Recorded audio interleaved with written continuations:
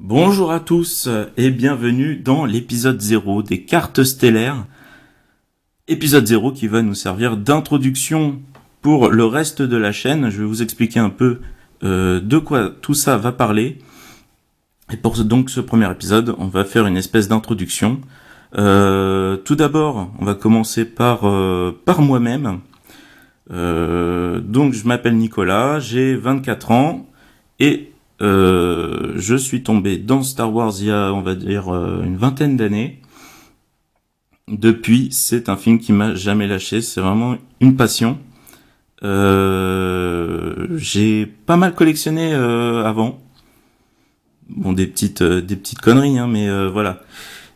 Aujourd'hui, je m'attarderai sur les cartes. C'est la seule chose que je collectionne encore vraiment avec passion. Alors, quand on dit cartes, la première chose auquel on pense, c'est ce genre de choses. Hein, des paquets de cartes tout simples. Voilà, des cartes à jouer auxquelles vous pouvez jouer, avec lesquelles vous pouvez jouer à la belote. Hop. Mais les cartes Star Wars, ça va beaucoup plus loin que ça. Et malheureusement, c'est jamais, ou pratiquement jamais arrivé chez nous en France. Et je vais vous expliquer ça. Donc le format qu'on connaît le mieux en France, on va dire ce sont les cartes à jouer et à collectionner. Donc ce style-là. Pourquoi c'est connu en France? Bah, je vais pas vous l'expliquer, hein, on connaît tous Pokémon, Yu-Gi-Oh! Ou Magic par exemple. Ce sont des séries de cartes qui se sont fait une place en France et je crois que ils n'ont pas laissé beaucoup de place pour les autres. C'est pour ça qu'on n'a pas eu énormément de cartes à jouer Star Wars. En France, il y en a eu à une époque, mais là, pour l'instant, c'est fini. Alors, donc là, j'ai deux exemples de deux cartes différentes, de deux séries différentes, de deux éditeurs de cartes différentes. Ici, c'est Decipher, donc à ma gauche, et à ma droite, c'est Wizards of the Coast. Donc, ce sont deux cartes qui viennent de jeux où il y a eu plusieurs extensions. Je m'y suis jamais attardé personnellement, mais bon, c'est toujours sympa à collectionner. Après, quand on parle de cartes à collectionner, vraiment, le format standard, c'est celui-ci. Donc c'est une carte toute bête, hein, mais vous allez voir sur cette chaîne qu'il n'y a pas que des cartes toutes bêtes. Il y a vraiment une flopée de cartes différentes. Contrairement donc ce qu'on peut voir en France par exemple, donc comme j'ai dit Pokémon, Magic ou Yu-Gi-Oh, qui restent vraiment sur le même jeu depuis le début. C'est pas un reproche, hein, mais c'est juste que voilà, il y a eu énormément d'extensions et ce genre de cartes là, Star Wars, à chaque fois ce sont des séries plus ou moins différentes. Donc ici on a par exemple une carte de la série Star Wars Illustrated. Donc ça c'est le format standard. Donc c'est édité par Topps. Topps qui a les droits de Star Wars depuis 1977. Hein.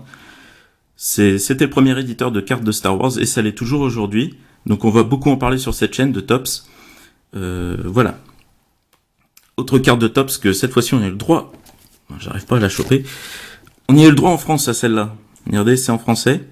Ce sont des cartes Topps, mais Topps Europe. Aux États-Unis, ils n'y ont pas eu le droit. Et ça a été, il y a eu 9 extensions Force Attacks. Donc ce sont les cartes Force Attacks. Hein. Il y a eu 9 extensions en France en comptant Rebel Attacks. Il y en a eu que 3 en français, donc dont celle-ci basée sur Clone Wars. Donc ça peut être ce genre de cartes qu'on pourra aborder sur la chaîne. Donc c'est édité par Topps. Je crois que ce sont une des seules séries Force Attacks que Topps a édité en tant que carte à jouer. Voilà. On abordera également ce genre de format. Donc ce sont des formats dits White Vision. Regardez, les cartes sont beaucoup plus grandes et c'est édité par Topps. Topps White Vision. C'est Topps qui fait ça, donc vous allez beaucoup en voir sur cette chaîne. Il n'y aura pas que Topps, mais vous allez voir, il y en aura pas mal. Tops, encore, vous voyez, une White Vision a fait des cartes White Vision. Ça, c'est génial. En 3D. J'espère qu'on voit bien à la caméra. Ce sont des cartes en 3D. Celle-là, elle est sur l'Empire contre-attaque. Voilà, il y en a eu d'autres, des séries en 3D. Ça, c'est assez sympa comme série. On va pouvoir aborder ça. Autre type de cartes. Alors ça, c'est des cartes un peu plus petites. Waouh, ça bouge, c'est incroyable. Et je sais plus du tout qui a édité ça. C'est Tops. Ah bah voilà. Tops qui a édité. C'est une carte, ça arrive pas à faire le point. Non, tu veux pas? Bon, tant pis. Voilà, des belles cartes comme ça. Et puis là, on arrive alors à 3 séries françaises. Peut-être que certains d'entre vous ont reconnu ça. Les cartes éditées, donc qui sont pas en vente chez Leclerc, mais qui étaient données à l'achat de certains produits ou d'un certain montant chez Leclerc. Donc ça peut être ce genre de format-là de cartes, c'est assez spécial. Hein. Les cartes sont en plastique d'ailleurs. Voilà. On a aussi, alors peut-être que les plus vieux d'entre vous auront reconnu une carte BN qu'on a eu en France. Et oui, BN avait fait son propre jeu de cartes à l'époque où j'étais en maternelle. Voilà, BN, le défi du Jedi.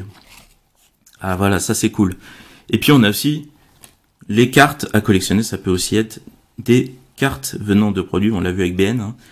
Là c'est des cartes vache qui rit. Les cartes, waouh. Peut-être que certains s'en souviennent aussi, c'était pour la sortie évidemment de l'épisode 1. Voilà, donc c'est à peu près tout. Comme introduction, ça me paraît pas mal.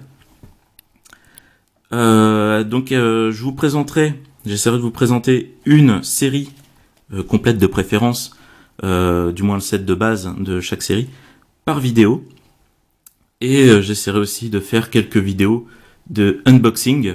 Alors, je pense que ça restera un peu plus rare que les autres vidéos. Oh, je sais pas, on verra bien. Parce que bon, c'est pas Pokémon, ça se trouve pas à tous les coins de rue. Et souvent, c'est pas des cartes en français, donc faut les faire venir. Ça coûte plus cher que des cartes Pokémon ou des cartes Yu-Gi-Oh! Mais on va s'en sortir. Voilà. J'espère que cette introduction vous aura donné envie d'en voir un peu plus.